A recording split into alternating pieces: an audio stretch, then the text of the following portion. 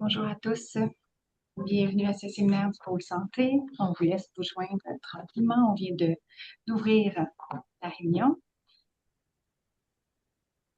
Combien de personnes inscrites, Ariane, aujourd'hui? On est complet. On est On complet? est, Ah, bon. oui,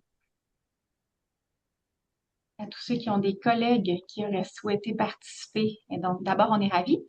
Ensuite, vous pourrez leur partager comme information que le séminaire va être, les séminaires sont toujours enregistrés. Il sera mis en ligne vers la fin de la journée ou dans les prochains jours, là, assez rapidement, puis vous pourrez partager le lien aux gens qui voulaient y assister. Donc, ça nous fait plaisir de vous accueillir. Ça continue à s'ajouter. Ça monte, ça monte. Dans quelques instants, on va présenter notre conférencier, puis on va débuter. On a un programme assez chargé. Je vous rappelle que on prend le temps d'écouter la présentation. On garde les questions pour la période de questions à la fin. À ce moment-là, vous pourrez soit partager vos questions par clavardage et on va les lire pour vous, ou lever votre main virtuellement et puis on vous accordera la parole. Vous pourrez allumer caméra, micro, puis vous adresser directement au conférencier. Je pense qu'on peut tranquillement débuter, Denis, Oui. avec la présentation. Merci, Ariane. Donc, merci beaucoup à tous de vous joindre à nous aujourd'hui pour le séminaire du pôle santé. Je me présente Denis Chenevert, je suis le directeur du pôle santé. Je suis professeur titulaire au département de gestion des ressources humaines de HEC Montréal. Donc, aujourd'hui, comme je mentionnais, M. Giroux, c'est intéressant de pouvoir avoir un regard de nos voisins ontariens, principalement dans un environnement qui est francophone, ce qui est quand même intéressant aussi de voir comment on peut faire de la santé différemment. Et donc, je pense qu'on a beaucoup à apprendre de cette expérience. Monsieur Dominique Giroux, donc, comme je lui mentionnais, sa feuille de route est encore plus étoffée que l'ensemble des titres que je possède. Et donc, c'est la première fois, finalement, quasiment, que je rencontre quelqu'un qui a une feuille de route aussi impressionnante, ce qui est tout en son honneur. Donc, président, directeur général de l'hôpital Montfort, président sortant du conseil d'administration de l'Ontario Hospitals Association et conseiller spécial auprès du PDG de Santé Ontario, qui est un peu l'équivalent de Santé Québec, si je ne m'abuse. Il y a plus de 27 ans d'expérience à son actif comme cadre supérieur dans 2 hôpitaux universitaires, un institut de recherche, une université, 2 ministères provinciaux et 2 conseils scolaires. Donc, on voit bien la large expérience dans des environnements quand même qui sont aussi, je dirais, différents, mais en même temps intégrés dans le monde public. Donc, on est très heureux de vous accueillir aujourd'hui. Sur ce, ben, le modèle de gestion de Montfort, une approche qui donne des résultats. On a bien hâte de vous entendre sur cette question. Je vous cède donc la parole. Bien, merci beaucoup, M. Chenevert, puis merci de l'invitation. Comme fier diplômé d'HEC Montréal, c'est toujours un plaisir de collaborer avec les collègues du pôle santé à HEC. Je veux souligner le fait qu'aujourd'hui, la francophonie ontarienne est en deuil. Je reviens tout juste des funérailles de l'honorable Bernard Grandmaître, qui est le deuxième de la gauche, ancien ministre des Affaires francophones, qui a été le père de la loi sur les services en français promulguée durant les années 80. Et si ce n'était de la loi sur les services en français, probablement que je ne serais pas en train de vous présenter aujourd'hui, puisque Montfort serait probablement fermé, parce que la loi sur les services en français a été déterminante dans les jugements de la Cour qui ont permis de garder l'hôpital ouvert. Donc, sur votre ma présentation aujourd'hui, je vais vous parler un peu évidemment de Montfort, je vais vous parler des résultats obtenus au cours des dernières années. Je vais vous présenter ce qui est à notre avis 4 conditions gagnantes qui fait qu'on a connu du succès à l'hôpital. Je vais vous parler de notre modèle de gestion. C'est souvent la question qu'on se fait poser, c'est quoi la recette à Montfort? Je vais vous parler de notre processus de planification stratégique et compléter avec des faits saillants. Alors, Montfort, c'est le seul hôpital universitaire francophone en Ontario et à l'ouest du Québec, affilié à l'Université d'Ottawa. Depuis 2013, nous avons... Pardon? Depuis 2013, nous avons un mandat provincial en 4 points de conseiller la province sur justement la mise en œuvre de la loi sur les services en français et de contribuer à la planification des services de santé en français. 459 lits, budget 330 millions, une équipe de 3000 personnes, 1700 apprenants, 3000 naissances par année, 55 000 visites à l'urgence. Depuis 2010, nous sommes hôtes du Centre de santé des Forces canadiennes Ottawa. Et en Ontario, nous sommes parmi les plus gros hôpitaux ontariens en obstétrique et en santé mentale, mentale. Nous avons des programmes reconnus en médecine familiale et en chirurgie orthopédique. Et nous avons été fondateurs de l'équipe de santé familiale académique Montfort au niveau des soins primaires et de Montfort Renaissance, qui est un organisme d'entrepreneuriat social qui dessert 11 000 clients dans 11 sites à Ottawa et dans l'Est ontarien. Nous avons 8 sites à Ottawa et à Rockland. Évidemment, il y a l'hôpital sur le chemin Montréal à Ottawa qui est le site principal. Et notamment, il y a 4 ans, nous avons ouvert le nouveau Carrefour Santé Aline Chrétien à Orléans, qui est un centre ambulatoire avec une dizaine de partenaires. Vous savez, il y a 600 hôpitaux au pays et si vous regardez de la gauche à la droite, sur les 600 hôpitaux, il y a 58 hôpitaux qui sont universitaires, donc 46 qui, comme Montfort, desservent une population générale. Il y en a 12 qui desservent une clientèle spécialisée, par exemple en pédiatrie, oncologie, cardiologie.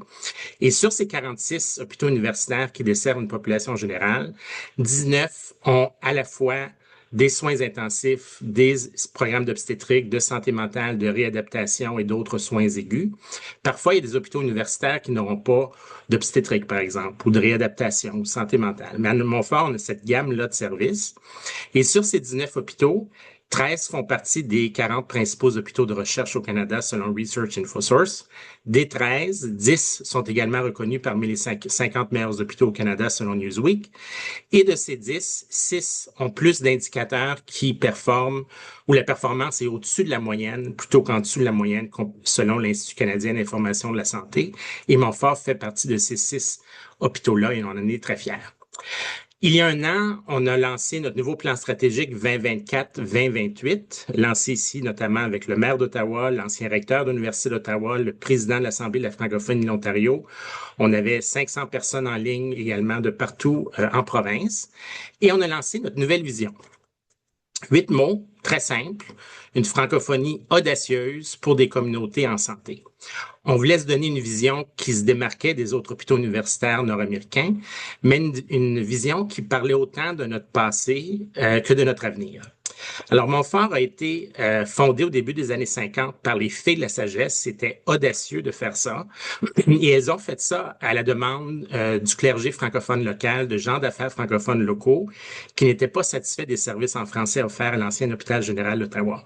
Et elles ont hypothéqué tous leurs actifs à travers le pays pour financer elles-mêmes la construction d'un hôpital francophone en 1953. Donc, ça a été audacieux pour les Fées de la Sagesse de créer Montfort et ça a été audacieux pour Gisèle Lalonde et le mouvement SOS Montfort en 1997 de rallier 10 000 francophones et francophiles en moins de 3 semaines, le 22 mars 1997 au Centre municipal d'Ottawa, au moment où la Commission de restructuration des services de soins de santé avait recommandé la fermeture de Montfort avec 2 autres hôpitaux à Ottawa.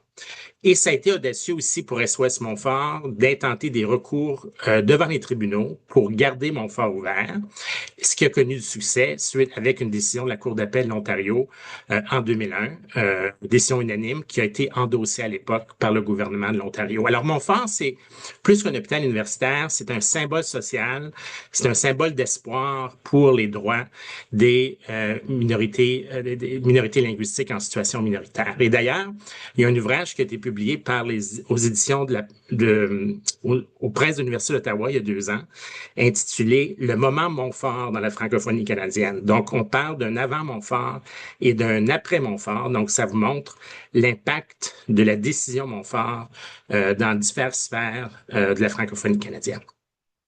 Dans notre plan stratégique, avant même de parler de notre vision, notre mission, nos valeurs, nos objectifs clés, on a articulé 5 principes fondamentaux et les 2 premiers sont vraiment pertinents à notre conversation aujourd'hui. D'abord, qu'on est là pour les patients d'abord, au niveau de la qualité et la sécurité des soins. Et un autre principe fondamental, c'est l'amélioration continue et un leadership fondé sur des données probantes. Et ça, c'est les mots qu'on emploie pour décrire ce qu'on appelle notre modèle de gestion dont je vais vous parler dans les prochaines minutes.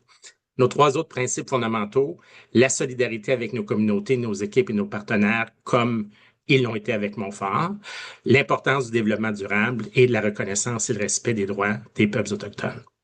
Donc, la mission à Montfort, encore là, on a essayé de l'articuler d'une manière que si vous cachiez le logo ou le nom de l'hôpital, vous pourriez reconnaître l'organisation. C'est d'offrir des soins exemplaires centrés sur la personne et sur nos communautés, comme Hôpital universitaire francophone de l'Ontario. Nous avons 5 valeurs. Elles sont présentées en ordre de popularité selon nos équipes. La première étant l'entraide, suivie de la compassion, le respect, l'excellence et l'équité. Et dans notre plan stratégique, on définit chacune de ces 5 valeurs. Nous avons aussi l'Institut du savoir Montfort, dont la mission est d'être un environnement francophone unique, alliant enseignement, recherche et innovation en santé, et Santé Montfort, qui notamment gère notre centre de soins de longue durée, notre relation avec la Défense nationale ainsi que nos activités commerciales, dont la mission est d'être un partenaire stratégique pour le bien-être de nos communautés. Nous avons 5 objectifs clés qu'on souhaite réaliser d'ici 2028, moment où on va souligner notre 75e anniversaire. Desservir une population grandissante et vieillissante. La population juste de la ville d'Ottawa va augmenter de 210 000 personnes dans les 10 prochaines années, dont 80 000 âgés de 65 ans et plus. Alors, vous pouvez vous imaginer la pression que ça va mettre sur l'ensemble du réseau de la santé. Deuxième objectif, accroître les services en français. Renforcer notre responsabilité sociale, accroître l'impact de l'enseignement et de la recherche, et le mot-clé, c'est l'impact, et finalement innover pour être un milieu convoité. Et pour chacun de ces 5 objectifs clés-là, on a identifié en 2 à 5 résultats mesurables pour la plupart qu'on souhaite atteindre d'ici 2028. Alors, des exemples de résultats que Montfort a obtenus. D'abord, un agrément avec mention d'honneur au cours des 3 derniers exercices d'agrément. L'Organisation des normes de santé a identifié ou documenté 13 pratiques exemplaires à Montfort. Nous sommes le premier hôpital désigné hôte francophone à titre d'organisme vedette en pratique exemplaire par l'Association des infirmières et infirmiers autorisés de l'Ontario. Et nous avons été reconnus parmi les meilleurs employeurs de la région de la capitale nationale d'Ottawa pour la 6e fois en 10 ans. Également, il y a le classement Newsweek des meilleurs hôpitaux au Canada, où en 2019, nous étions 64e et maintenant nous sommes 41e et nous sommes l'hôpital qui avons connu la plus grande croissance ou la plus nette amélioration au classement Newsweek durant la période. À chaque réunion régulière de notre conseil d'administration, qui est composé de 18 personnes, le conseil d'administration revoit une trentaine d'indicateurs à notre tableau de bord de gouvernance. Puis je vais simplement vous montrer quelques exemples. C'est dans un Power BI que les membres du CA peuvent consulter à tout moment. Alors ici, par exemple, vous avez l'attente moyenne en imagerie médicale pour un CT pour priorité 3, de 5 niveaux de priorité. Attente moyenne de 9,7 jours à Montfort comparativement à 31 jours en Ontario, avec une amélioration au cours de la dernière année. En imagerie médicale pour IRM, notre performance s'est détériorée dans la dernière année, mais on est mieux que la moyenne provinciale, avec une attente moyenne de 21 jours. La proportion de patients qui ont une chirurgie dans un délai plus long que les normes recommandées est de 21% à Montfort, comparativement à 32% en Ontario. Encore là, avec une amélioration dans la dernière année, alors que la performance ontarienne s'est détériorée. Notre nombre d'incidents critiques sur une base annuelle était de 27 par année. On est maintenant à 24 sur une période de 12 mois, mais on a eu jusqu'à 12 sur une période de 12 mois au cours de la dernière année, donc tendance à la baisse. Notre taux de roulement des employés s'est amélioré dans la dernière année de 11,9% à 9,1%, ce qui est légèrement meilleur que la moyenne ontarienne. Et on a connu une réduction importante du nombre d'incidents de violence en milieu de travail qui causaient un préjudice menant à des pertes de temps ou à des congés forcés pour les employés. Il y a un an, on avait 24 incidents de violence avec préjudice. On est maintenant à 9 sur une période de 12 mois. Et c'est beaucoup grâce à l'ouverture de notre nouvelle zone d'urgence en santé mentale il y a un an, pratiquement jour pour jour. Projet financé à 100% par la philanthropie, par la Fondation de l'hôpital Montfort. Et la collecte de fonds pour les 2 millions requis s'est fait en 18 semaines, alors qu'on anticipait 18 mois pour recueillir les fonds nécessaires. Dans les 2 prochaines diapos, je vais vous donner des exemples d'amélioration continue au cours des 2 dernières années. Et à la diapo suivante, je vais vous montrer des endroits où on s'est détérioré. Puis vous allez voir, on n'a pas peur d'être transparent, d'indiquer là où on performe moins bien, où on prend du recul, parce que pour nous, du rouge, c'est de l'or. Ça veut dire que c'est une opportunité d'amélioration.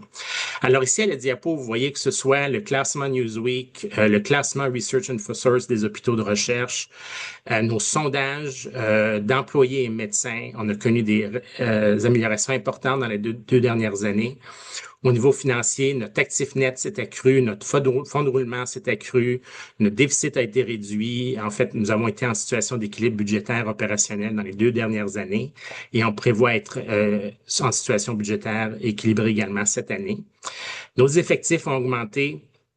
On a eu des belles augmentations du nombre d'employés du personnel infirmier. Il y a 2 ans, on voyait des pertes importantes, notamment en raison de législation provinciale. Notre taux de roulement des employés s'est amélioré, le temps supplémentaire a été réduit, le nombre de médecins a augmenté, tout comme le nombre de sages-femmes, le nombre d'apprenants, de résidents. Le taux d'absentéisme s'est amélioré aussi. Notre nombre de patients sur la liste d'attente en chirurgie a diminué, tout comme la proportion de patients en attente au-delà des normes recommandées, comme je l'ai montré tout à l'heure, ainsi que notre nombre d'incidents critiques. Gros progrès dans les derniers 2 ans sur notre ratio de durée moyenne de séjour en médecine par rapport à la durée attendue. Il y a 2 ans, notre durée moyenne de séjour était 13% plus élevée que la durée attendue. Maintenant, on est 1% plus bas que la durée attendue. Le temps de déchargement des patients des ambulances en termes de rang provincial parmi les hôpitaux ontariens s'est amélioré. Là où on a eu un peu de recul, augmentation du nombre de plaintes, mais qui a quand même suivi l'augmentation des volumes depuis 2 ans. Notre proportion de patients haut niveau de soins qui devraient recevoir des soins dans d'autres contextes qu'un milieu hospitalier. Notre temps d'attente à l'urgence pour un lit est parmi les meilleurs en province. On est 9e en Ontario, tout comme la durée moyenne de séjour pour les patients admis, où on est 15e. On a reculé un peu au cours des 2 dernières années. Et des indicateurs qu'on surveille, les questions de sondage d'expérience patient, recommanderiez-vous cet hôpital à vos amis et familles? Là, on vise la réponse toujours. On a reculé de quelques pourcentages au cours des 2 dernières années, tout comme la question, êtes-vous satisfait sur l'information au congé? Et là où on a plus de travail à faire, je dirais, dans l'organisation, c'est pour améliorer la durée moyenne de séjour à l'urgence pour les patients qui sont non admis. Je vous parlais tantôt de nos résultats de sondage auprès des employés et médecins. Ici, vous avez 12 questions qui ont été communes aux 4 derniers sondages qui ont été administrés au cours des 7 dernières années. Et au cours des 2 dernières années, les questions où on a fait le plus de progrès, c'est est-ce que les cadres supérieurs sont déterminés à offrir un milieu de travail sain et sécuritaire? Est-ce que je peux trouver un bon équilibre entre ma vie personnelle et familiale et mon travail? Des augmentations de 14 à 20% à ces 2 questions-là. Quand je parle à des collègues du Québec, ils sont toujours surpris de l'ampleur du benchmarking qui est disponible parmi les hôpitaux ontariens. Et je vous donne un exemple ici. On suit une 60aine d'indicateurs, mais ici à l'écran, vous avez les 20 principaux sur lesquels Santé Ontario s'attarde. À gauche, vous avez les indicateurs où Montfort fait partie des 15 meilleurs hôpitaux sur nos 65 hôpitaux comparateurs. Au milieu, vous avez les indicateurs où nous sommes meilleurs que la médiane. Et à droite, vous avez les indicateurs qui sont sous la médiane, où on a des opportunités d'amélioration. Alors, ce qui m'amène à vous parler de conditions gagnantes. Puis, nous, on a identifié 4. La première, c'est qu'à Montfort, il y a une autonomie et une imputabilité communautaire qui alimentent, à notre avis, une obligation de résultat. Je m'explique. Dans toutes les autres provinces canadiennes à l'extérieur de l'Ontario, les hôpitaux font désormais partie de régies régionales ou de régies provinciales, tandis que l'Ontario est la seule province à toujours avoir la gouvernance communautaire des hôpitaux. Donc, les 140 hôpitaux ontariens sont gérés de manière indépendante par leur propre conseil d'administration. Et la province n'a aucun mot à dire sur les nominations au conseil d'administration ou les nominations des présidents de direction générale, par exemple. Ce qui est unique à Montfort, c'est que non seulement nous avons toujours la gouvernance communautaire, mais nos actionnaires, c'est une association de 100 membres qui sont 100 leaders de la francophonie ontarienne de partout en province. Et ici, vous avez une photo prise il y a quelques semaines, justement, d'une retraite conjointe de nos 4 conseils d'administration de l'hôpital, de l'Institut de savoir Montfort, de Santé Montfort et de la Fondation Montfort. Donc, il y a obligation de résultat. Nos équipes savent que nos communautés comptent sur nous. Elles ont été solidaires de Montfort et on se doit de leur offrir des services d'excellence. Donc ça, je vous dirais qu'il y a vraiment un sentiment de fierté qui est vraiment unique à Montfort.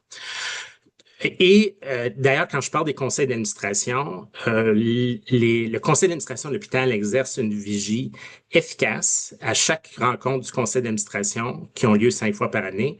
La médecin-chef et moi présentons un rapport écrit aligné avec nos 6 à 7 objectifs annuels de rendement. Et pour chacun des objectifs annuels, on n'a pas peur de dire est-ce qu'on est au rouge? En d'autres mots, est-ce qu'on n'atteindra pas la cible?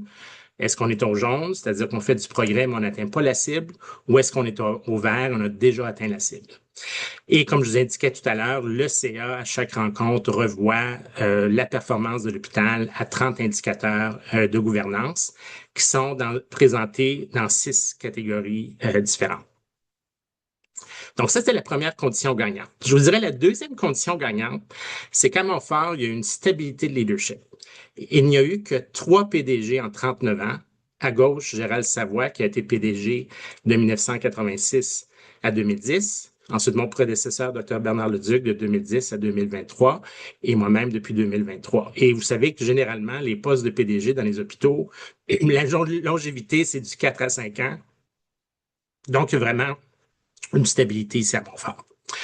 Troisième condition gagnante, et je vais y revenir un peu plus tout à l'heure, c'est que comme organisation, on a fait des choix stratégiques clairs et distinctifs. Tous les hôpitaux ont des plans stratégiques, mais vous savez, souvent, les plans stratégiques d'un hôpital à l'autre, ça se ressemble beaucoup. Et je vous dirais que notre plan stratégique, le contenu et sa structure est très différente des autres hôpitaux.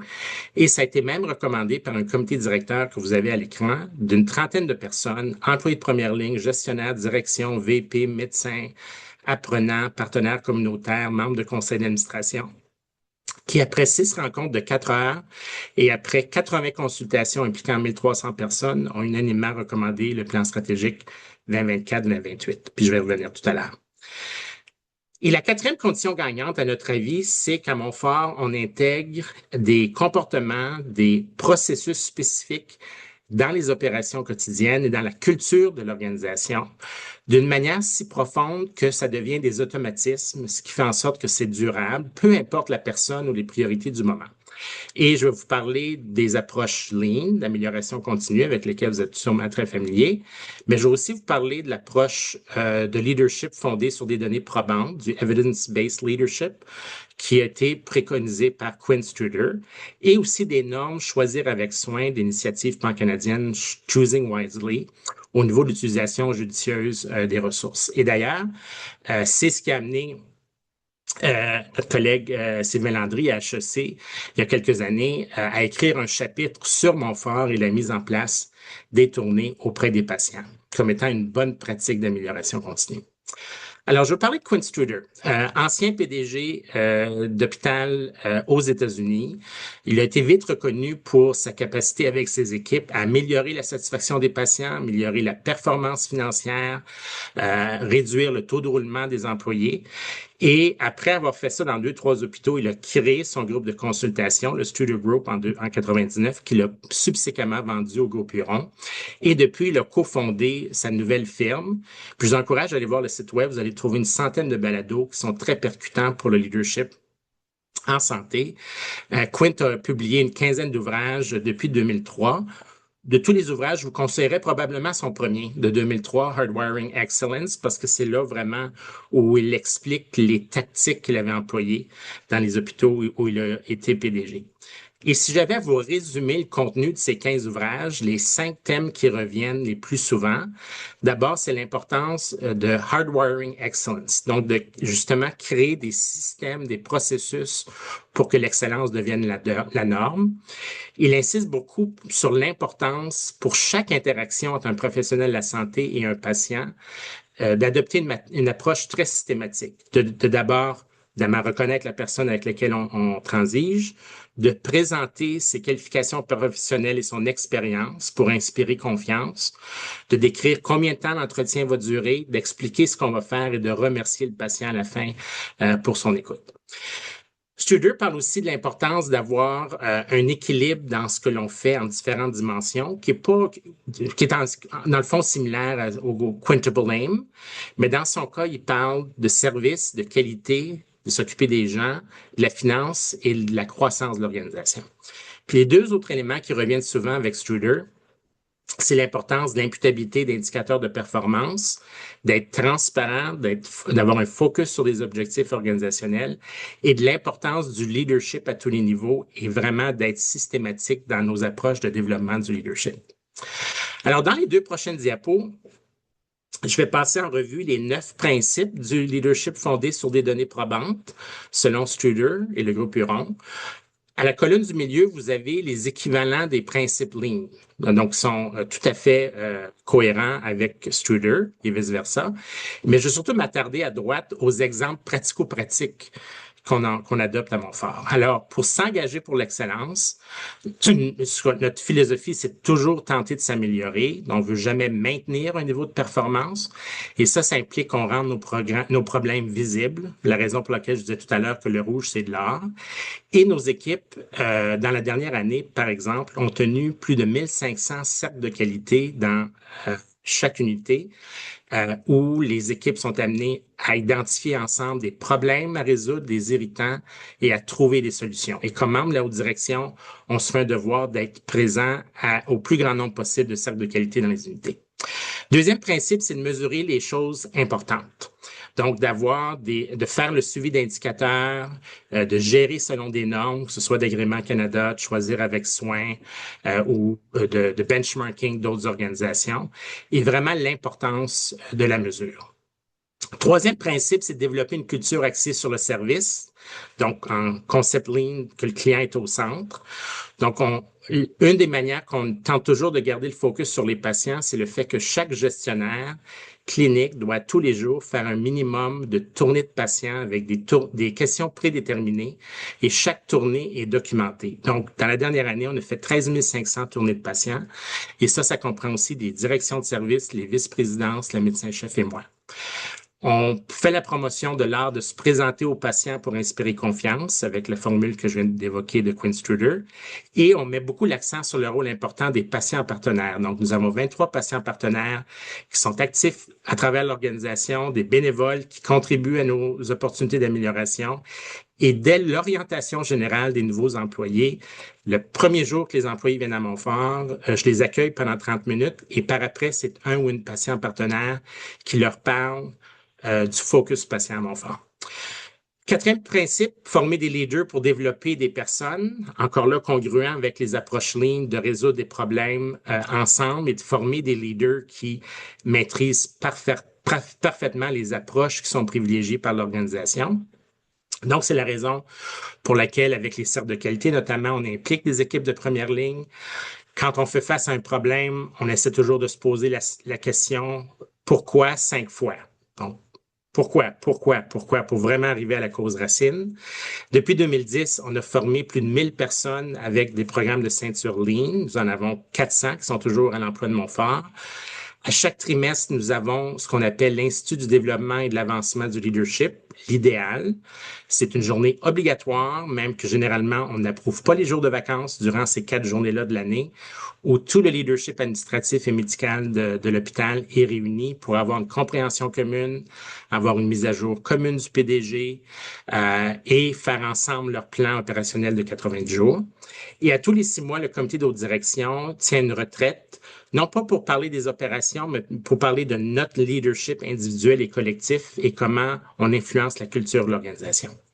Cinquième principe, c'est de mettre l'accent sur l'engagement des employés parce qu'on le sait avec Lean, faut d'abord avoir une stabilité des opérations pour pouvoir s'améliorer. Donc, ici à Montfort, tout gestionnaire doit faire des tournées d'employés de 5-10 minutes à tous les mois ou à tous les 2 mois, dépendamment de la grosseur de l'équipe, où on pose à l'avance 4-5 questions prédéterminées et toutes ces tournées sont documentées. Donc, 7000 tournées dans la dernière année. Et on a aussi introduit depuis 2 ans des entrevues de rétention après 30, 90 et 365 jours. Nous en avons fait 240 dans la dernière année. Les 4 derniers principes de Studer, d'abord être imputable, notamment comme dans le contexte de Lean, d'identifier des gaspillages. Donc, à Montfort, on tente d'être dur sur les problèmes et non sur les personnes. Nos gestionnaires font pas des plans annuels, mais des plans de 80 jours pour qu'on demeure agile et tout le monde a accès au plan opérationnel de tout le monde. Donc, une transparence à ce niveau-là. Et les membres individuels du comité de direction, on s'est donné des engagements sur un nombre minimal de cercles de qualité, de tournées de patients et de cartes à la maison qu'on envoie pour reconnaître les bons coups des employés. Puis je vais vous expliquer un peu dans un instant ce que je veux dire par carte à la maison. Autre principe, d'aligner les comportements sur les objectifs et les valeurs. Parce qu'en ligne, on sait qu'il faut avoir une présence sur le terrain. Donc, dans nos présentations à l'interne, on tente toujours de ramener le pourquoi des choses, comme je faisais tout à l'heure pour vous expliquer le pourquoi de notre vision, le pourquoi de nos objectifs clés. On tente de choisir judicieusement nos objectifs organisationnels, de ne pas en avoir trop, de les équilibrer de différentes façons, mais de les communiquer régulièrement. D'ailleurs, quelqu'un me disait ce matin, quand on vient à Montfort, partout sur les murs, dans les ascenseurs, vous voyez quelle est la vision, la mission, les objectifs clés. Donc, les gens savent ce qui est attendu dans l'organisation. On s'assure d'un alignement entre les objectifs annuels du PDG et de la médecin-chef et on décline ça à tous les niveaux hiérarchiques. Et nous avons une salle de pilotage dans un des corridors de l'hôpital où le comité de direction se réunit 2 fois par mois, une fois pour faire le point sur nos objectifs organisationnels annuels et une autre fois pour faire le point sur la mise en œuvre des résultats de notre plan stratégique. Principe de communiquer à tous les niveaux. On tente d'être visible dans les unités. Les membres de la haute direction font des visites Gemba. Ils ont participé à 320 cercles de qualité dans la dernière année. Nous faisons une assemblée virtuelle mensuelle du PDG. Et le comité de haute direction fait ce qu'on appelle des feuilles de statut 3 fois par semaine pendant 15 minutes au milieu de la journée, ce qui nous permet de rendre compte à nos collègues de risques qui sont émergents qu'on a identifiés durant l'avant-midi.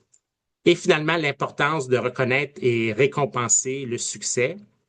Au début de chaque rencontre à Montfort, on souligne les bons coups. Et dans nos tournées d'employés, quand on demande aux collègues, est-ce qu'il y a une personne que vous aimeriez reconnaître et quelle est la valeur qu'ils incarnent en milieu de travail, les membres de la haute direction vont envoyer une carte, pas au bureau, mais à la maison, pour souligner que dans une tournée d'employés, un collègue a voulu reconnaître l'excellence de leur travail. Alors, je vais revenir un peu plus en détail sur 4 des outils auxquels je viens de faire allusion. D'abord, le cercle de qualité qui ont lieu, dépendamment de l'unité, plusieurs fois par semaine ou une fois par semaine, des fois une fois par mois. C'est des rencontres standardisées de 15 minutes animées par là où le gestionnaire. On commence toujours par souligner les bons coups. Le cercle permet aux équipes de discuter des irritants qui sont rencontrés au quotidien. Et les employés sont vraiment encouragés à trouver eux-mêmes des solutions. Ils vont compléter des biais d'amélioration et certains des irritants qui sont identifiés deviennent des petits projets d'amélioration qui sont gérés directement par les membres de l'équipe. Et encore là, il y a une approche systématique qu'on tente de privilégier avec les cercles de qualité, célébrer des bons coups, revoir les biais d'amélioration qui sont déjà en cours des conversations antérieures, revoir les petits projets d'amélioration en cours, revoir les nouveaux biais qui ont été proposés depuis la dernière rencontre, les catégoriser parce qu'on ne peut pas tout faire d'un seul coup. Donc, on a une matrice de priorisation en fonction de l'impact et du niveau de difficulté envisagé pour traiter d'un enjeu et le biais d'amélioration est assigné. Maintenant, est-ce que le niveau de qualité des cercles de qualité est le même à travers toute l'organisation? La réponse est non. C'est sûr que la pandémie a été très dure sur nos pratiques quotidiennes, mais on tente vraiment, par notre présence régulière au cercle de qualité, de faire en sorte que justement on parle de qualité à nos divers cercles de qualité. Donc ça, c'est une tactique. L'autre tactique au niveau des tournées auprès des patients, dont M. Landry documentait dans son ouvrage à HEC, les gestionnaires cliniques vont généralement faire une dizaine de tournées de patients par jour, surtout auprès des nouveaux patients ou des patients qui vont avoir leur congé sous peu. Et les questions qui sont posées, c'est justement parlez-nous de ce qui fonctionne bien durant votre séjour ou votre visite. Parlez-moi des communications avec le personnel infirmier, les médecins, les autres membres de l'équipe. Puis ça, c'est important pour nous parce que dans les dernières années, on a introduit un nouveau modèle de soins interprofessionnel et collaboratif. Donc, on veut s'assurer qu'on n'échappe pas la balle entre les différents professionnels. Et qu'est-ce qu'on peut améliorer? Et encore là, quand on se présente aux patients, on incarne les pratiques qu'on privilégie pour l'art d'inspirer confiance auprès des patients. Le gestionnaire va aussi s'assurer de l'exactitude de l'information sur le tableau blanc dans la chambre du patient, incluant la date anticipée de départ, parce qu'une des raisons pour lesquelles on s'est beaucoup amélioré dans notre durée moyenne de séjour en médecine par rapport à la durée attendue, c'est le fait qu'on a vraiment insisté sur l'importance de la date anticipée de départ pour faciliter un congé en temps opportun de l'hôpital. L'autre tactique, c'est la tournée auprès des employés par les cadres. Donc, ça aussi, c'est documenté. Dans une application. Ça prend 4, 5, 6 minutes. On demande à l'employé qu'est-ce qui fonctionne bien. Est-ce qu'il y a une personne qu'il voudrait reconnaître? Si oui, en fonction de laquelle de nos 5 valeurs à Montfort.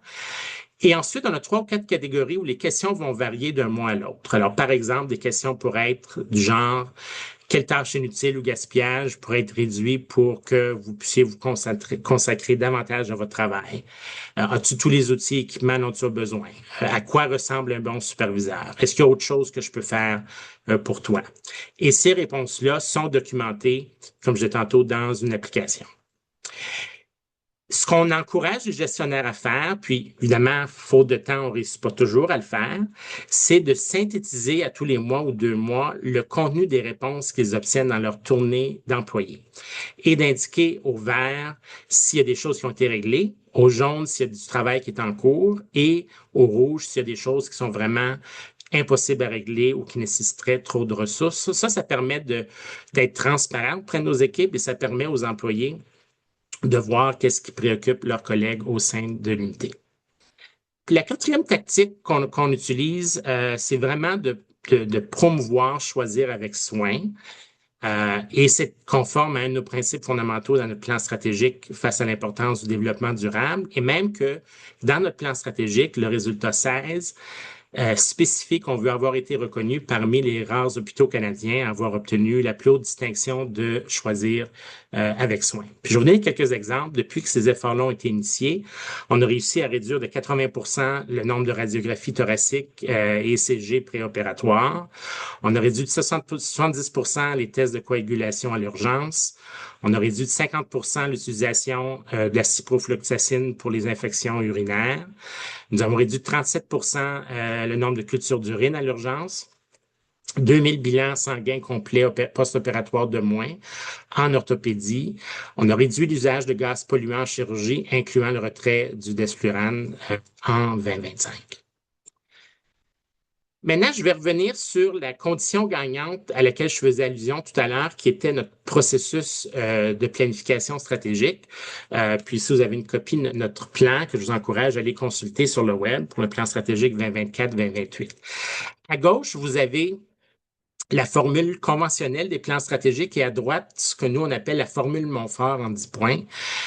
C'est une formule que j'ai également employée à 3 reprises dans les 2 autres organisations où j'étais PDG auparavant. Donc, puis un premier élément distinctif, c'est que la formule, c'est que le plan stratégique, c'est pas juste pour l'hôpital, c'est aussi pour l'Institut du savoir Montfort et pour Santé Montfort. Au début du processus, les conseils d'administration nous avaient donné un mandat très explicite. Donc, ils avaient approuvé des Terms of Reference où ils articulaient clairement les do's and don'ts. Donc, ce qu'on devait faire et ne pas faire. On avait prédéterminé qu'il y aurait 6 rencontres de 4 heures. On avait prédéterminé les dates de sorte que les gens qui voulaient siéger au comité directeur savaient à quoi s'engager. Les étapes du processus étaient toutes prédéterminées et les conseils d'administration avaient prédéterminé le nombre maximal de valeurs, d'objectifs clés et de résultats. Le comité directeur, comme je le mentionnais tantôt, avait une 30aine de personnes et les membres du conseil d'administration au début me disaient « Dominique, ça ne marchera pas un comité de 30 personnes là, pour faire un plan stratégique. » Et on a réussi avec une recommandation unanime. Mais les gens n'étaient pas nommés par leur département ou leurs associations. Ils ont été choisis sur mesure après un processus de mise en candidature pour assurer un équilibre de perspectives, de compétences, de démographie, etc. Vous savez, on a tous participé à des exercices de remue-ménage de plans stratégiques où on remplit des flip charts, puis on ne sait jamais ce qui arrive au flip chart. Nous, notre processus était différent, Oui, on avait des remue-ménages, mais c'était des remue-ménages électroniques en personne.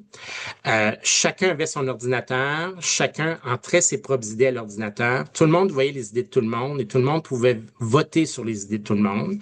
Et au terme d'une conversation d'une heure ou deux, le groupe savait quel était le consensus des choix stratégiques qui étaient faits par les participants. Tout le processus a été géré à l'interne avec une équipe de gens qu'on a détachés, sauf l'utilisation des services d'un facilitateur pour les remue-ménages électroniques. Quand on a eu une ébauche du plan stratégique, on a validé l'ébauche auprès de la plupart des participants en utilisant une formule de Dartmouth-Mercy. Donc, les gens qui aimaient beaucoup une idée mettaient du vert. S'ils voulaient en discuter ou voulaient en connaître davantage, ils mettaient du jaune. S'ils n'étaient pas d'accord avec une idée, ils mettaient du rouge. On voulait une vision, une mission qui pouvait être reconnue sans référence au nom ou au logo de l'organisation. Les valeurs, elles étaient en nombre limité et on nous demandait de les définir et de les présenter en ordre d'importance selon nos équipes pour que les valeurs vraiment collent à la réalité de nos gens. On avait 5 objectifs clés, 17 résultats mesurants pour la plupart qu'on souhaite atteindre d'ici 2028. Et le mot d'ordre qu'on avait durant notre processus, c'est que faire un plan stratégique, ça veut dire faire des choix. Et Matt Anderson, le PDG de Santé Ontario, lorsqu'il était un de nos conférenciers, nous avait dit « It needs to hurt ». Donc, on a été discipliné, on s'est limité à 5 objectifs et 15 ou 17 résultats au final. Et on a même compté le nombre de virgules et de fois qu'on utilisait le mot « et » dans le texte, parce qu'à chaque fois que vous mettez une virgule ou un « et », c'est une occasion manquée de faire un choix. Donc, c'était vraiment un travail délibéré à cet égard. Et ici, sur la diapo, vous avez justement nos 5 objectifs clés et les 17 résultats qu'on s'est donnés, qu'on souhaite atteindre d'ici 2028. Alors, plan stratégique lancé l'année dernière, la responsabilité des CA et de la haute direction, moi je décris comme une responsabilité de faire atterrir 5 gros cargos, donc nos 5 objectifs clés d'ici le 11 octobre 2028, moment où on va souligner le 75e de Montfort.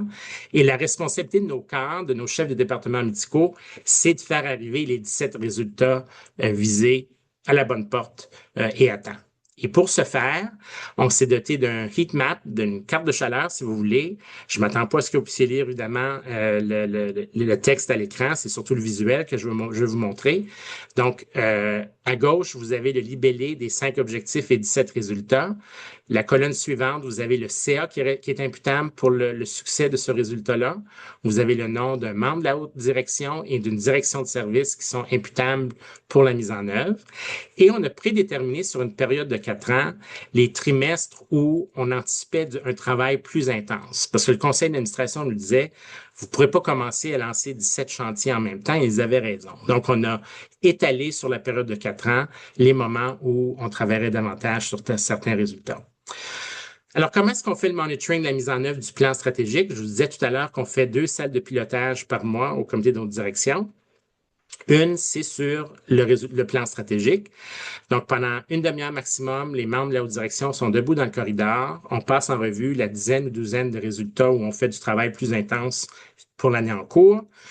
Si la direction responsable prédétermine si le projet est ouvert, que ce soit au niveau de la santé globale, du résultat, l'échéancier, le coût et la valeur ajoutée. S'il y a du rouge, le membre du comité de direction va résumer en 3 minutes d'où on vient, où on est, où on s'en va par rapport aux résultats visés. Si c'est tout ouvert, on passe pas plus que 2 minutes. Le champion ou la championne va identifier quels sont les blocages qui empêchent de faire des progrès s'il y a du rouge. Et on inscrit ces suivis-là à notre mur Agir et on se fait le suivi de la mise en œuvre. Quand je vous décrivais l'approche Tudor, tantôt, je vous parlais de l'importance de rendre les objectifs organisationnels annuels visibles à l'organisation. Alors ici, vous avez la diapo qu'on utilise à toutes les réunions pratiquement du PDG, à nos rencontres trimestrielles des leaders. À gauche, en jaune, en haut, vous avez nos 5 objectifs clés. Et ensuite, plus bas, nos impondérables, soit liés à la qualité, parce qu'on, comme hôpital ontarien, on doit soumettre un plan annuel d'amélioration de la qualité, ou notre santé financière et la philanthropie. Et à droite, la colonne de droite, vous avez le résultat spécifique du plan où on accorde plus d'attention cette année, ou les objectifs du PAC, le plan d'amélioration de la qualité, ou d'autres attentes qu'on s'est données à l'interne, soit au niveau de qualité ou de santé financière. Et à chaque rencontre tous les leaders, et généralement toutes les 2 rencontres assemblée virtuelle du PDG, on fait une mise à jour, sur notre performance face à la dizaine de résultats ou de cibles qu'on s'est donnés qui sont mesurables. Si c'est vert, ça veut dire qu'on a déjà atteint la cible. Si c'est jaune, c'est qu'on progresse, mais qu'on n'est pas encore rendu à la cible. Si c'est rouge, c'est qu'on a pris du retard par rapport à l'année précédente. Alors, je conclue avec une photo de notre comité d'autres direction, dont je suis extrêmement fier. Autant de gens qui ont fait carrière depuis plusieurs années à Montfort ou de collègues qui sont venus d'autres organisations. Je suis extrêmement fier de l'équipe, de leurs compétences, de leur professionnalisme, de leur engagement et de leur dynamisme. Et ce que je vous décris comme modèle de gestion, bien évidemment, il faut le rendre vie à tous les jours et c'est notre responsabilité individuelle comme membre de la haute direction. Puis je conclue avec 4 dernières réflexions en rafale. Je suis conscient du temps. Si j'ai un conseil à donner quand les gens assume un nouveau rôle de gestion, c'est de résister à la tentation d'articuler vos priorités dans vos 100 premiers jours. Quand je suis venu à Montfort, j'ai fait la même chose dans mes 2 organisations précédentes. Je m'assurais de poser beaucoup de questions à l'interne, dans des conversations un à un, dans des réunions d'équipe, poser des questions comme de quoi vous êtes fier, de quoi est-ce que vous voulez vous vanter. Si vous avez une baguette magique, j'en ai une dans mon bureau, qu'est-ce que vous feriez avec? Qu'est-ce que vous aimeriez que les VP cessent de faire ou continuent à faire, etc. Et au terme de mes 100 premiers jours, j'ai fait un blog à l'organisation qui était assez long, à peu près 6 pages, et qui résumait de manière transparente ce que les gens m'avaient dit. Donc ça, je pense que c'est important pour bâtir la confiance dans l'organisation ou dans une équipe comme leader. Je vous rappelle l'importance de la définition de la folie. Vous savez, si on pense qu'en faisant toujours la même chose, qu'on va avoir des résultats différents, c'est pas vrai. C'est pas facile de changer, ni de voir comment on pourrait travailler autrement. Donc, faut aller voir ailleurs, faut voir les processus ensemble, avec toutes les parties prenantes autour de la table, et toujours se demander qu'est-ce qui serait la meilleure option pour le patient. Souvent, il n'y a rien de mieux qu'un médecin pour convaincre un autre médecin. Donc, c'est la raison pour laquelle, par exemple, dans nos initiatives de Choisir avec soin, on a fait appel à des médecins d'autres hôpitaux qui avaient déjà mis en œuvre avec succès certaines des nouvelles pratiques. Et je vous rappelle la citation de Bill Gates qu'on surestime souvent ce qui peut être fait en 1 an et on sous-estime ce qui peut être fait en 10 ans. Et d'ailleurs, hier soir, à notre réunion trimestrielle de tous nos médecins, la présidente du Conseil du personnel professionnel disait à la retraite du conseil d'administration de l'hôpital, il y a quelques semaines, on a passé en revue ce que Montfort a fait depuis 20 ans et moi, je pense que ça fait 17 ans qu'elle est à Montfort. On est tellement occupé par le journalier qu'on perd de vue l'ampleur de ce qui a été fait pendant 10 ou 20 ans. Puis ça, il faut le garder en tête.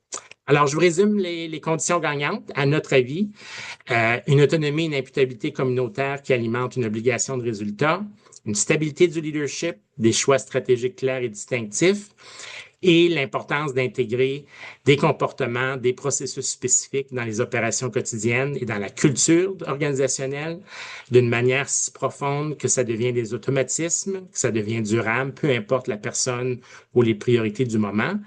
Et ces comportements, ces processus spécifiques-là, ça doit comprendre un dosage équilibré d'approche lean et de leadership fondé sur des données probantes, donc une approche humaniste.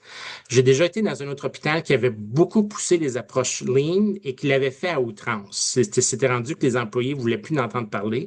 Donc, si à Montfort, à mon avis, on a un bon équilibre à ce niveau-là, où on tente toujours de s'améliorer, de gérer selon des normes, de privilégier l'importance de la mesure, de mettre l'accent sur les objectifs organisationnels annuels, de garder le focus sur les patients, de promouvoir des cercles de qualité, un développement standardisé du leadership, des plans opérationnels de 90 jours, des tournées documentées d'employés et de ne jamais oublier de reconnaître les succès et les bons coups en envoyant des cartes à la maison. Alors, je conclue là-dessus. Je vous laisse mes coordonnées.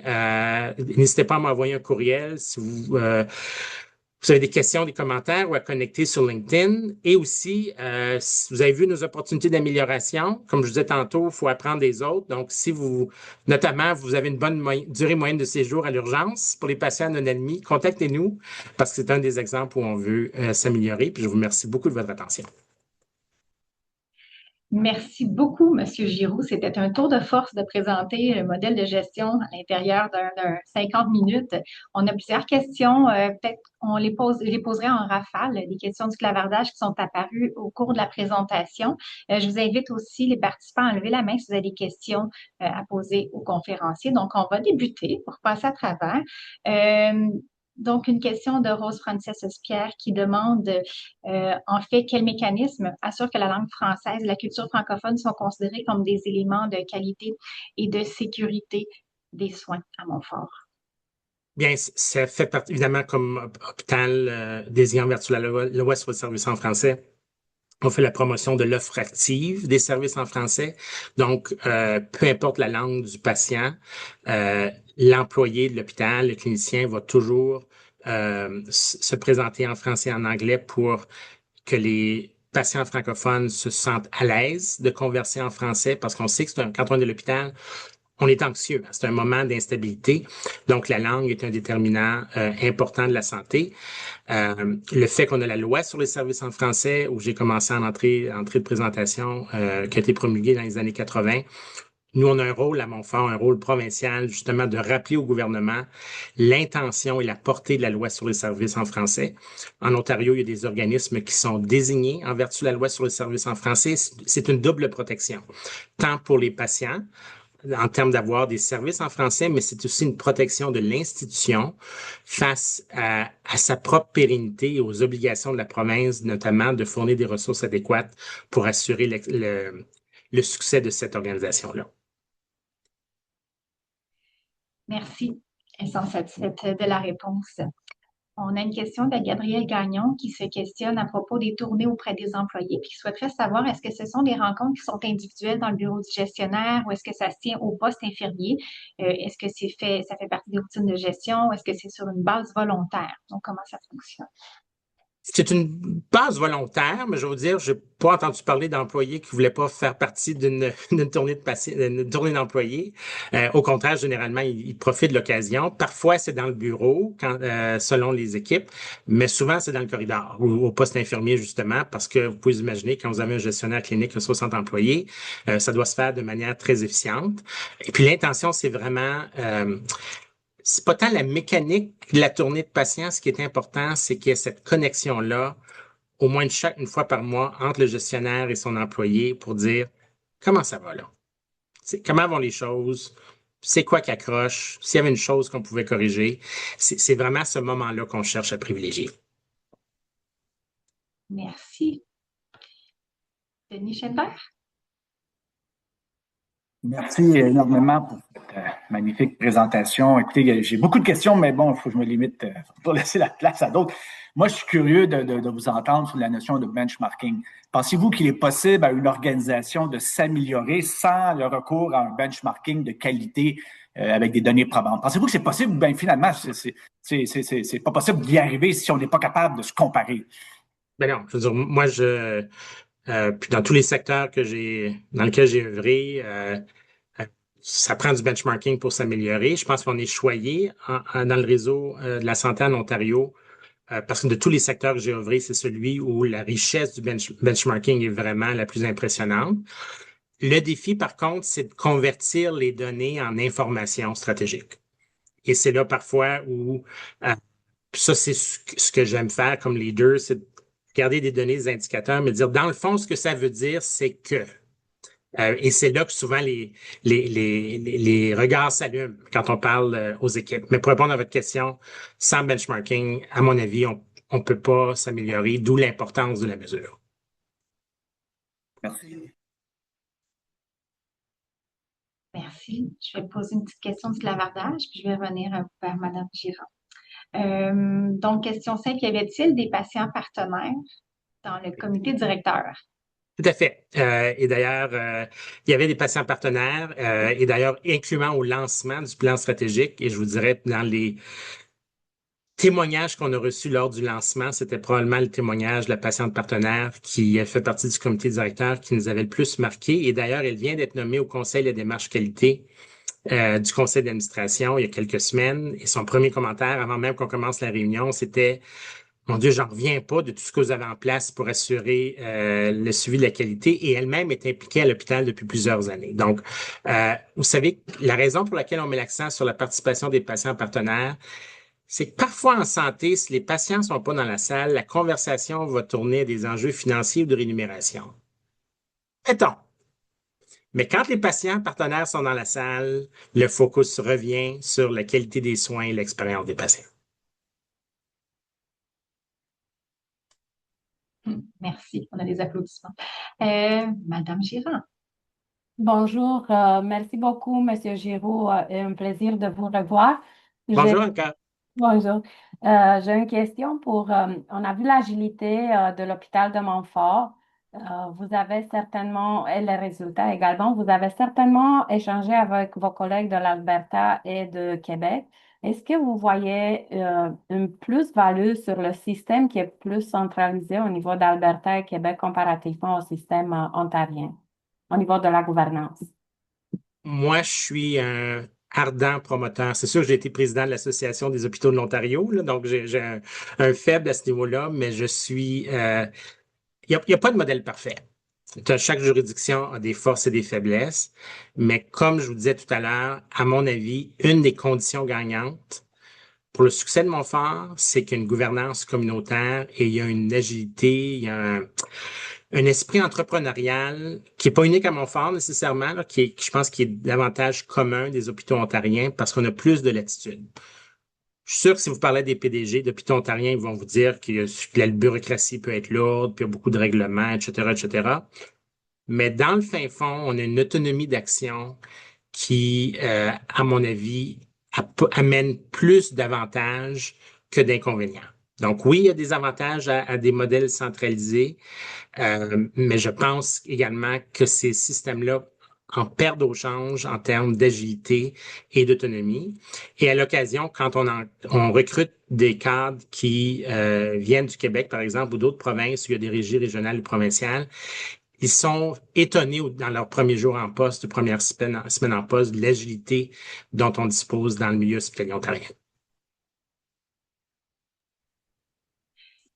Merci. Ça répond en partie à d'autres questions qu'il y avait dans le clavardage par rapport à la marge de manœuvre dans un établissement comme le vôtre. Je vous ramène, on a plusieurs questions qui tournent autour de la transférabilité de votre modèle dans un système comme au Québec où on est sur des établissements d'ampleur régionale. Et donc, qu'est-ce que vous estimez qui peut être transféré, transférable? Est-ce qu'il y a, à votre avis, des quick wins ou des étapes par lesquelles débuter? Et j'attache peut-être une petite question si vous passez une réponse à travers votre explication. Quelqu'un demande qu'est-ce qui, à votre avis, a été un élément des plus déterminants dans les modèles que vous avez mis en place, qui n'était peut-être pas ce que vous aviez estimé au départ. Bonne chance. La première question, je vais tenter de répondre aux deux. Vous allez peut-être devoir me rappeler la deuxième question d'ici la fin de ma réponse à la première. Oui, je pense qu'il y a des éléments très transférables. Donc, tout ce que je vous ai décrit par rapport à la mécanique de la condition gagnante sur des processus qui deviennent des normes dans l'organisation, ça, c'est tout à fait transférable, peu importe le modèle organisationnel. Mais ce qui fait la différence, c'est que ça peut pas être juste the fad of the year là, ou la mode de l'année. Faut qu'il y ait vraiment un engagement de l'institution à le faire. Je vous donne un exemple. Moi, quand j'ai été recruté PDG, le président du conseil d'administration avait dit très clair, il dit, le modèle de gestion, là, c'est une vache sacrée pour nous autres. Et ça donnait que j'y adhérais d'avance, là, donc c'était facile pour moi de le perpétuer. Mais il faut vraiment... Alors ça, c'est tout à fait transférable. Je pense que ce que j'ai décrit par rapport à l'approche de planification stratégique, oui, au Québec, les établissements doivent adhérer à des principes ou des priorités provinciales avec Santé Québec. Mais la teneur de ce que je vous ai décrit sur comment élaborer un bon plan stratégique clair et concis, tant au niveau du processus que du contenu, je pense que c'est tout à fait transférable. La longévité dans les postes de direction, ça peut être transférable selon les contraintes que d'autres provinces peuvent avoir. L'autonomie locale, ça, par exemple, c'est peut-être moins transférable dans d'autres provinces à l'extérieur de l'Ontario. Votre question, qu'est-ce qui a été le plus déterminant? C'est sûr que les efforts d'amélioration auxquels je viens de faire référence dans le cas de Montfort datent de plusieurs années, avant 2010. Mais je pense le fait qu'il y avait un souci d'adopter un petit nombre de pratiques et d'insister sur ces pratiques-là, que ce soit cercle de qualité, rencontre trimestrielle des leaders, tournée de patients, tournée d'employés, carte à la maison, c'est 5, 6 pratiques. Je pense que ce désir-là de ne jamais les abandonner et de toujours, toujours, toujours les inculquer auprès des nouvelles recrues dans l'équipe de gestion. Ça, je pense, ça a été le facteur déterminant. Donc, dans le fond, peu importe l'outil ou la tactique qui est employée, le fait qu'il y avait ce désir de consistance dans le temps est probablement, à mon avis, le facteur qui a été le plus déterminant. Merci. Il est 13 heures, mais il y a encore beaucoup de participants qui ne se sont pas sauvés et plusieurs questions sans réponse. Est-ce qu'on a la possibilité de poursuivre avec 2, 3 autres questions? Tout à fait, tout à fait. Merveilleux. On y va peut-être avec Denis Chenevert et ensuite avec Bernard Gagnon. Oui, rapidement, vous avez mentionné l'existence d'un statut de médecin-chef. J'aurais aimé comprendre quelle est la responsabilité, le rôle, l'imputabilité de ce médecin-chef au sein de Montfort, comparativement à ce qu'on avait ici au Québec, le DSP, par exemple, le directeur des soins professionnels. Autrement dit, c'est quoi son rôle exact et son autorité, entre guillemets, dans la gestion clinique de l'hôpital?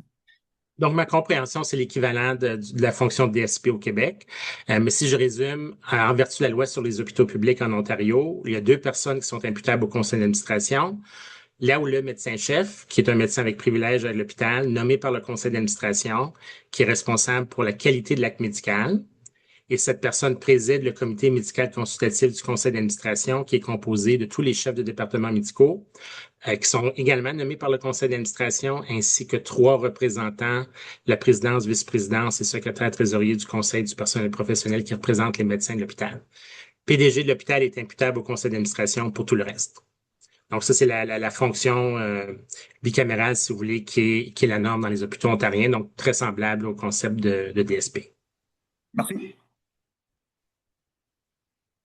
Monsieur Gagnon, c'est à vous. Vous êtes en sourdine, je crois. On a un petit souci de micro. Et on voit qu'il n'est pas en sourdine, donc ça semble plus profond que ça, comme souci. Sinon, on passera peut-être par le clavardage s'il y a un enjeu. Je pose une autre question pendant qu'on trouve une solution. Vous parliez des tournées que les responsables cliniques faisaient régulièrement. Donc, si j'ai bien compris, ça fait partie de leur responsabilité ou de leur pratique de faire des tournées d'employés ou de patients. Pendant ces tournées, comment ces gens-là sont payés? Pour les gestionnaires, ben, ça fait partie, qui sont payés? Oui, parce que bon, ils sont payés à l'acte, je présume, les médecins. Non, donc les tournées sont faites par les gestionnaires. OK, bien, Donc, ça fait peut être partie, un médecin aussi, non? C'est pas, ça peut donc, arriver. ça fait partie de la tâche, de leur tâche rémunérée. C'est un gros investissement de temps. Puis je dois vous dire, c'est une conversation régulière que nous avons avec les gestionnaires qui disent, ben, tu sais, je gère une équipe de 60 personnes, puis on s'attend de moi que je fais une tournée d'employés, tournée de patients, etc. Donc, c'est sûr que c'est très onéreux. Puis parfois, il faut faire des accommodements à cet égard-là, mais l'intention, c'est d'agir en amont pour prévenir des plaintes et toujours s'améliorer.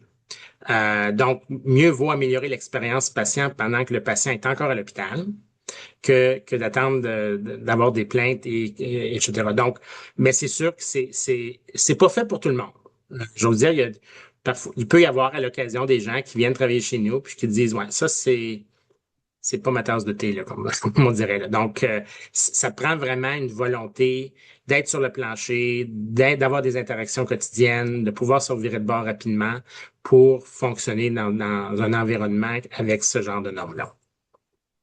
Si mon micro fonctionne cette fois-ci. Oui, Oui, désolé. Donc, je disais félicitations, M. Giroux. Merci pour cette belle présentation. Vous êtes un ambassadeur incroyable. Ça donne le goût d'aller vous rendre visite. Vous êtes, vous êtes la bienvenue. D'ailleurs, la presse vient nous voir à 14 heures cet après-midi. Donc, Bon. J'ai bien retenu, j'ai appris beaucoup. J'ai retenu, entre autres, comment vous avez intégré le modèle Studer en misant sur les comportements et les systèmes qui viennent ancrer la culture au-delà des outils et des techniques. Vous nous avez présenté beaucoup de systèmes de gestion, d'amélioration et des tournées, donc très structurant. Puis je pense que la stabilité aussi contribue à ça. Un peu dans le même sens que M. Tétrault dans le clavardage, ma question, c'était si j'avais l'occasion d'utiliser votre baguette magique, ce serait quoi votre prochaine étape? Qu'est-ce que vous aimeriez changer pour aller encore plus loin? Très bonne question. Je devrais aller chercher ma baguette magique, justement. Bon, quand vous pensez que c'était pas vrai ce que je vous disais, là, c'est effectivement, j'ai une boîte, attendez, comme ça, une baguette, voilà, baguette magique, et la voici, et elle fonctionne toujours. Elle m'avait été donnée par les infirmières praticiennes et infirmières praticiens ici à l'hôpital. Moi, je vous dirais, mon souhait, c'est compte tenu de la croissance de la population, du vieillissement de la population, c'est de continuer à connaître du succès dans l'augmentation de notre nombre d'apprenants. Parce que oui, on peut parler au jour le jour là, de ce qu'on peut faire pour s'améliorer, etc., mais notre responsabilité comme leader, c'est de faire ce qui est nécessaire pour qu'on puisse répondre aux besoins de la population dans 5, 10, 15 ans. Et les gouvernements sont généralement pas trop efficaces à faire de la planification de la main-d'œuvre à long terme. Ça, je pense que c'est dans toutes les juridictions. Donc, tout effort que nous, on peut faire comme hôpital universitaire pour augmenter le nombre d'apprenants fait en sorte qu'on va être capable de continuer à répondre à la demande dans 5 et 10 ans. Donc, c'est la raison pour laquelle c'est un de nos objectifs clés. C'est un des résultats de notre plan stratégique. On a d'ailleurs même signé une entente avec la Faculté de médecine de l'Université d'Ottawa qui souhaite relocaliser le programme de médecine en français, le programme de pharmacie qui est offert seulement en français à l'Université d'Ottawa, ainsi que le futur programme d'adjoint aux médecins pour qu'il soit livré à Montfort, puisque la plupart des précepteurs viennent de Montfort. Donc, ma baguette magique, c'est de continuer ces efforts-là pour que on dispose de la main-d'œuvre requise dans 5-10 ans pour répondre à la demande des communautés qu'on dessert.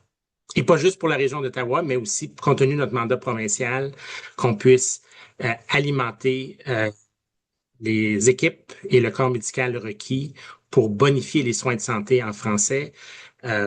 Dans l'est de la province, dans le nord-est, il y a beaucoup plus de services en français, mais dans le sud-ouest, surtout à l'ouest de la péninsule du Niagara, il y a très peu, si pas, de services en français. Et 30 ans ou 40 ans après la loi sur le service en français, ça, c'est une condition qui n'est pas acceptable à mes yeux. Merci.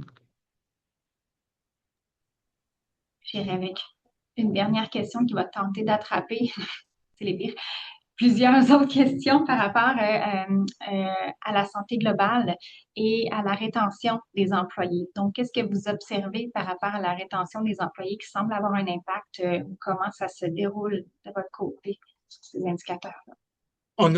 La pandémie a été dure à cet égard, pas juste à Montfort, dans l'ensemble du réseau de la santé. Donc, on a perdu beaucoup de monde de talent durant la pandémie, surtout au niveau du personnel infirmier. Donc, c'est la raison pour laquelle, il y a 2 ans, on s'était donné une cible d'avoir une augmentation nette du nombre de personnels infirmiers.